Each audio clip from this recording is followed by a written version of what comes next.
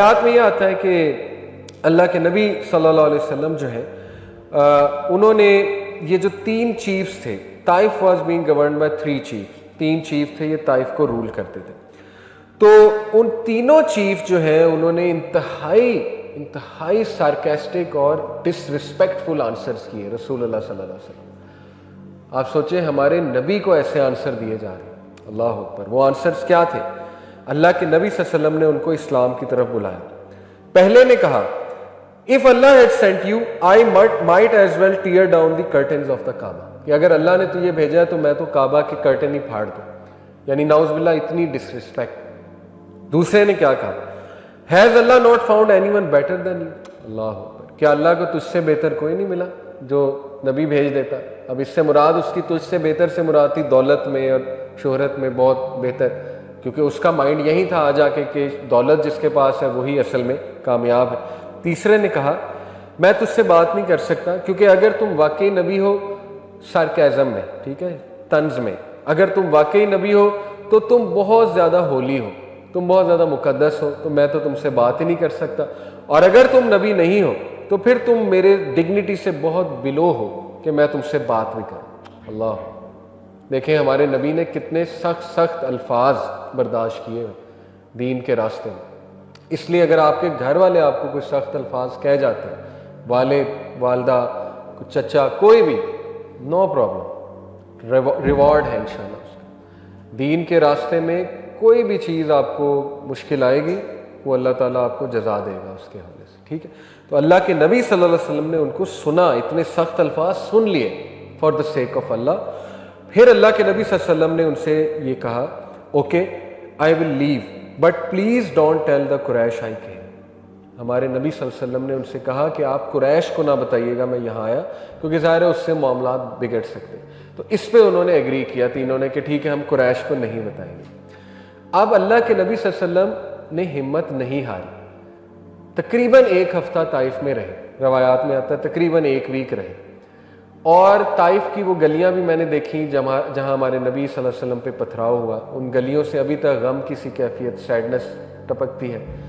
اور میں نے وہ مسجد بھی دیکھی، مسجد عدس، حضرت عدس تھے نا جو غلام تھے جو نبی اکرم صلی اللہ علیہ وسلم کے پاس انگور لے کر آئے تھے، اور اللہ کے نبی صلی اللہ علیہ وسلم نے ان کو دعوت پیش کی تو انہوں نے اسلام قبول کر لیا. کرسچن سلیو تھے حضرت عدس، تو وہاں اب انہوں نے مسجد عدس بنائی ہے، چھوٹی سی مسجد. تو آپ یہاں سے اندازہ لگائیں کہ اللہ کے نبی صلی اللہ علیہ وسلم didn't give up even though ان کے ساتھ اتنی زیادہ دکھی انسیڈنٹ ہو گیا. تو انہوں نے کہا نہیں اس کو تو دعوت پیش کروں نا. اتنا فوکس، اتنا زیادہ سیلف ڈریون یہ کوئی انسان نہیں دنیا میں ہو سکتا، ٹھیک ہے، ان کا مقابلہ نہیں کیا جا سکتا. تو خیر 1 ہفتے میں اللہ کے نبی صلی اللہ علیہ وسلم طائف کی ان مارکیٹس میں دعوت دیتے رہے. وہ مارکیٹس بھی میں نے دیکھی ہیں وہاں پہ، اب تو بہت ماڈرن بنا دی انہوں نے. تو اس 1 ہفتے میں شاید کوئی 1 آدھا بندہ اس کی توجہ اس طرف آئی، باقی سب نے ریجیکٹ کیا.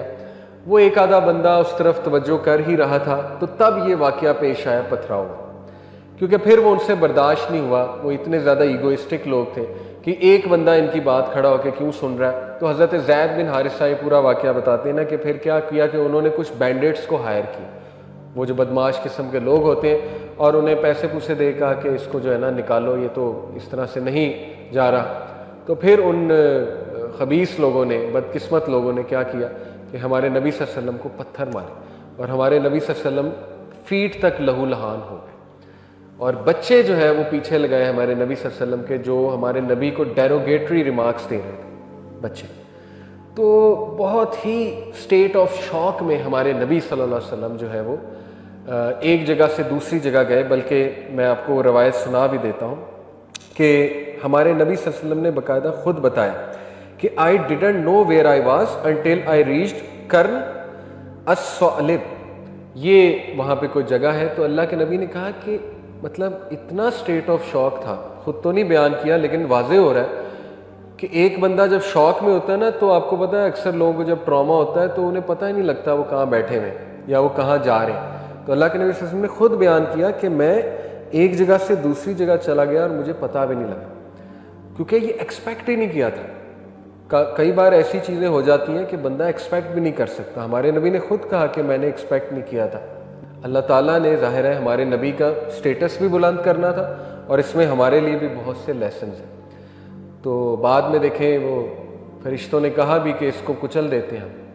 حضرت جبرائیل کے لیے کیا مشکل ہے, ایک پر مارے پوری بستی الٹ جاتی ہے, لیکن ہمارے نبی کی بصیرت کہ نہیں, یہاں سے اچھے لوگ آئیں گے. اور یہ اصل میں یہ جگرا ہے, یہ کریج ہے کہ اس مومنٹ پہ وہ پازیٹیو رہنا, اس مومنٹ پہ جب پیک پر آپ پہ غم آیا ہو, یہی لیڈرشپ ہوتی ہے. لیڈر جو ہے نا وہ اپنے جذبات کو حاوی نہیں ہونے دیتا, وہ ہمیشہ وائز ڈیسیجنز لیتا ہے. اور ایسا ہی ہوا, طائف کے علاقے سے بہت سے ائمہ اکرام آئے, اور حضرت ابن عباس بھی اپنی زندگی کے آخری مرحلے میں طائف میں سیٹل ہوئے. وہاں مسجد ابن عباس بھی ہے, اور ان کا جو ہے وہ قبر بھی وہیں پر ہے, ابن عباس رضی اللہ عنہ کی. مفسر قرآن ہے ابن عباس رضی اللہ عنہ. تو دیکھیں کتنا فائدہ ہوا. ہمارے نبی صلی اللہ علیہ وسلم نے اپنی پرسنل ریونج کے لیے نہیں کیا, انہوں نے کہا کہ نہیں, اللہ تعالیٰ یہاں سے ضرور لوگ ایسے اٹھائے گا. وہ دعا جو ہے میں آپ کو سنانا چاہتا ہوں کہ اللہ کے نبی صلی اللہ علیہ وسلم جب بیٹھے اس درخت کے نیچے اور رو کر انہوں نے اللہ سے, اب دیکھیں اس میں کتنی بے بسی اور اس دعا میں کتنی اللہ تعالیٰ سے کلوز ایفیلیشن واضح ہو رہی ہے, close affiliation. O Allah, to you I complain of my weakness of strength and my helplessness and loneliness before men. اے اللہ, میں صرف تیرے سامنے اپنی کمزوری کی, جو طاقت کے حوالے سے میری کمزوری ہے, ظاہر ہے مینٹل اسٹرینتھ کے حوالے سے, فزیکل اسٹرینتھ کے حوالے سے جو کمزوری ہے, اینڈ مائی ہیلپلیسنیس, اپنی بیچارگی اور اپنی لونلینس بفور مین, صرف تیرے سامنے شیئر کرتا ہوں. You are the most merciful and the lord of those who are humble and weak and you are my lord. یہ دعا کے بہترین طریقہ ہے کہ اللہ تعالیٰ کو اس کے ناموں سے پکارا جائے, اللہ تعالیٰ کو اس کی مرسی کا واسطہ دیا جائے. ٹھیک ہے نا. To whom do you leave me with, اے اللہ کن کے حوالے کرتا ہے مجھے. سبحان اللہ, دیکھیں کتنی محبت, کتنی ایفیلیشن آپ نے کرنی ہے. اللہ تعالیٰ سے جا کر بات کریں کہ اے اللہ کیا میں اس طرح زندگی بسر کروں. کہیں اللہ کو کہ اللہ کیا میں ڈی موٹیویشن میں, کیا تیرا بندہ انرجی لیس زندگی گزارے گا, کیا تیرا بندہ جو ہے وہ کبھی کھڑا نہیں ہوگا. اللہ تعالیٰ کو بڑا پسند آئیں گے یہ الفاظ, I am sure about that. تو کہا اے اللہ کن کے حوالے کرتا ہے مجھے. To somebody who is a stranger that will treat me harshly. اے اللہ ایسے شخص کے حوالے کرے گا جو اسٹرینجر ہے, جو میرے ساتھ اس طرح کا رویہ اپنائے گا. اور to a close relative whom you have given ultimate power over me. سبحان اللہ. یا مجھے ایک ایسے رشتہ دار کے حوالے کرے گا جو مجھ سے اوپر ہے پاور میں, اور جو مجھے اوور پاور کر جائے گا. ابو لہب کی طرف اشارہ. اللہ اکبر, یعنی کھل کے کوئی بات نہیں چھپائی. حالانکہ اللہ کو سب پتہ ہے, آپ کی دل کی بات پتہ ہے, لیکن نہیں کہا اے اللہ ان کے حوالے کر دے گا مجھے. ایز لانگ ایز, پھر کہا اے اللہ as long as you are not displeased with me nothing else matters.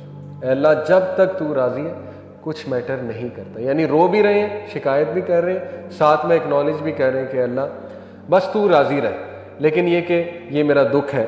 اور پھر کہا except for the fact that your protection from tribulation, your ease and comfort is more easy for me. لیکن اے اللہ اگر تو مجھے پروٹیکٹ کرے گا, اگر تیری طرف سے ہیلپ آ جائے گی اور تو میرے لیے آسانی پیدا کرے گا, تو یہ میرے لیے زیادہ بلاوڈ ہے, یہ میرے لیے زیادہ ایزی ہے. اپنا وہ دعا بھی بتا دی, ٹھیک ہے نا, آسانی مانگی at the end. O Allah I seek refuge in your face that is the source of the light that gets rid of the darkness because of which this world is guided. کتنے خوبصورت الفاظ ہیں کہ اللہ تیرے چہرے کا جو نور ہے, جو کہ لائٹ ہے اصل میں اس میں پناہ چاہتا ہوں. اب یہ بڑے خوبصورت الفاظ ہیں. اللہ کو اس کے اسماء و حسنہ کا ایٹریبیوٹس کا واسطہ دینا یہ دعا کو بڑا پاورفل بناتا ہے. ٹھیک ہے نا, اللہ کے ناموں کا آپ کو پتہ ہونا چاہیے. تو کہا کہ اللہ میں اس کی پناہ میں آتا ہوں, اور میں آپ کے چہرے کا جو نور ہے اس کی پناہ چاہتا ہوں, اور اس چہرے کے نور کی وجہ سے جو ہے وہ ڈارکنیس جو ہے وہ دور ہوتی ہے, اس لائٹ کی وجہ سے, اور تمام دنیا میں ہدایت ہوتی ہے.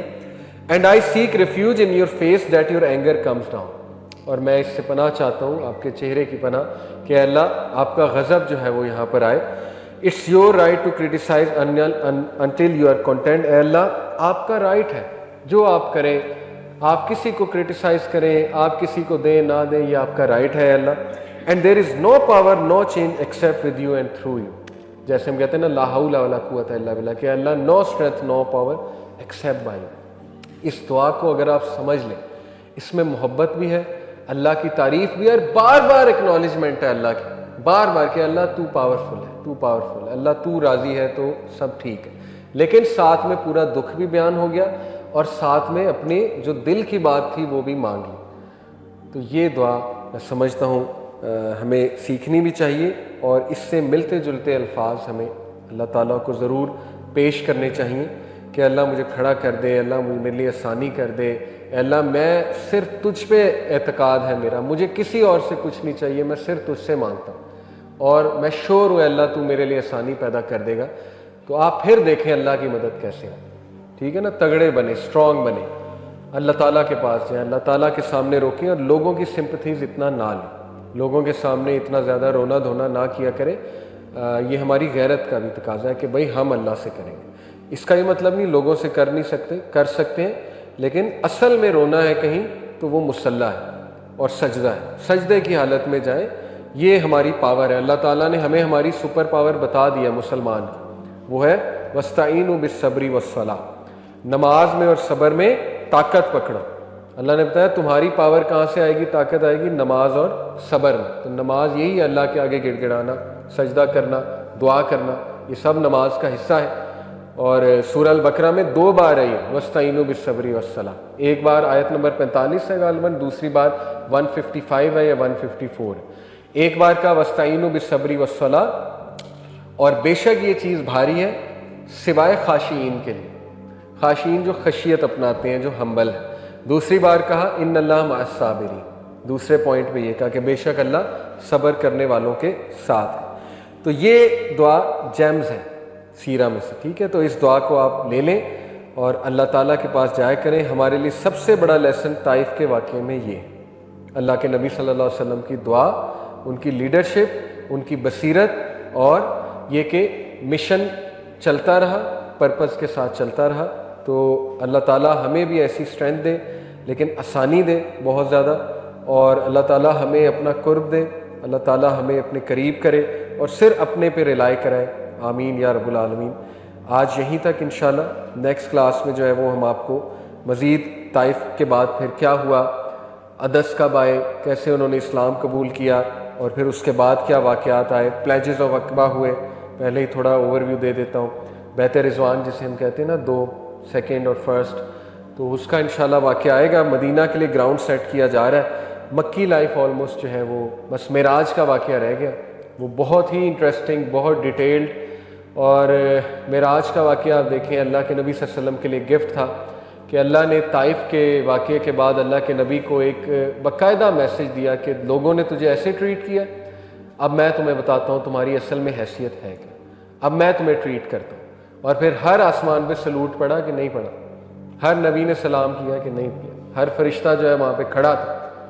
تو یہ ہے اللہ کی گفٹس، ٹھیک ہے نا، کہ اللہ تعالیٰ کہتا ہے کہ اگر تم نے میرے راستے میں ٹھوکر کھائی ہے تو اب میرا ذمہ ہے، میں تجھے خوش کروں گا، وَلَسَوْفَ يُؤْتِيكَ رَبُّكَ فَتَرْضَىٰ، عنقریب تیرا رب تجھے اتنا راضی کر دے گا کہ تو حیران رہ جائے گا۔ تو یہی ہوا ہمارے نبی صلی اللہ علیہ وسلم کے ساتھ، ٹھیک ہے نا، یہ ہمارے ساتھ بھی وعدہ ہے اللہ کے نبی صلی اللہ علیہ وسلم کے حوالے سے ہمارے ساتھ بھی، کہ اپنے رب پہ اعتبار کرو، اعتقاد رکھو اپنے رب پہ۔ جزاک اللہ خیر، سبحانک اللہم۔